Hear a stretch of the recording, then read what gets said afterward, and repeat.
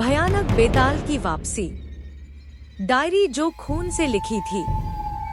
अर्जुन को यूनिवर्सिटी की पुरानी लाइब्रेरी में एक लकड़ी की संदूक मिली थी। संदूक के अंदर थी एक चिट्ठी और एक खून से सनी डायरी।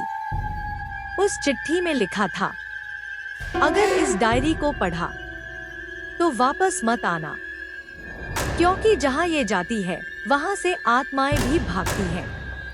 डायरी में गुप्तगढ़ के किले का जिक्र था, एक ऐसा स्थान जहां बेताल को सदियों पहले 99 तांत्रिकों ने मिलकर जिंदा दीवारों में बंद किया था। 4 दोस्त और एक शाप। अर्जुन, रुचि, सोनू और कबीर चारों ने तय किया कि इस रहस्य को सामने लाना है। वे रात 12 बजे किले पहुंचे। दीवारों पर चमगादड़ों की झुंड लटकी थी और नीचे बिखरी थी जली हुई हड्डियां।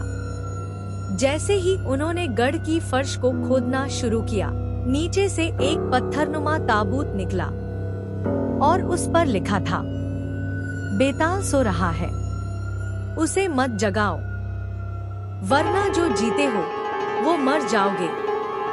पर देर हो चुकी थी। ताबूत हिलने लगा। सोनू ने सबसे पहले अजीब बर्ताव करना शुरू किया। वो अचानक चुप रहने लगा। रात में दीवारों से बातें करता और कहता, बेताल अब मुझ में है, वो कहानियां सुनना चाहता है। हर रात, हर बार। एक रात उसके कमरे से चीखें आईं। जब अर्जुन भागता हुआ पहुंचा, देखा सोनू की आंखें बाहर निकली हुई थी और उसकी छाती खुली थी, जैसे किसी ने अंदर से उसे खींच लिया हो। दीवार पर खून से लिखा था, कहानी पूरी नहीं थी, उल्टा लटकता शैतान। अब हर रात अर्जुन को नींद में कुछ सुनाई देता, तेरी कहानी झूठी थी, अब सजा मिलेगी। रात के 3:33 पर अर्जुन की नींद खुली और उसने देखा, उसकी छत से उल्टा लटकता एक बेताल जैसा प्राणी उसे घूर रहा था।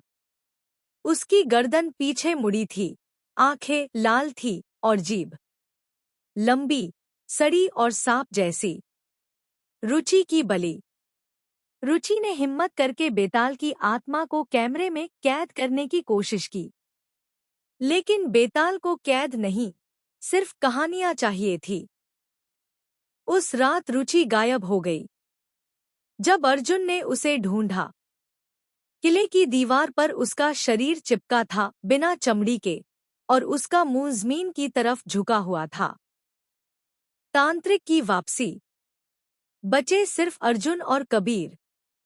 वो एक पुराने तांत्रिक, घनश्याम बाबा, के पास पहुंचे, जो वर्षों से अंधे थे लेकिन आत्माओं को महसूस कर सकते थे।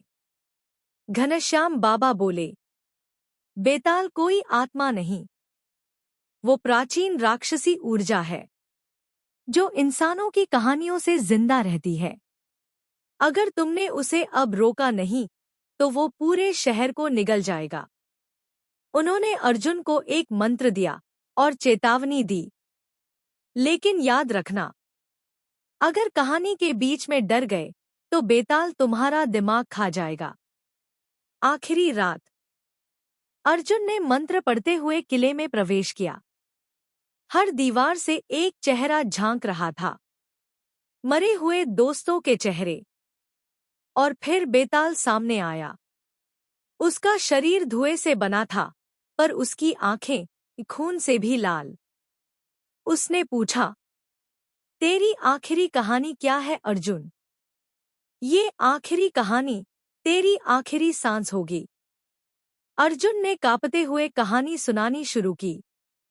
एक ऐसी कहानी जिसमें बेताल खुद हारता है। पर जैसे ही कहानी अधूरी रह गई, कबीर की गर्दन पीछे से घुमा दी गई। अब अर्जुन भागा, लेकिन किले के सारे रास्ते बंद हो चुके थे। अंतिम अध्याय। अब आप बचे हैं। इस कहानी का अंत अर्जुन नहीं कर पाया, इसलिए अब बेताल एक नई कहानी ढूंढ रहा है। वो जो अभी इस कहानी को पढ़ रहा है,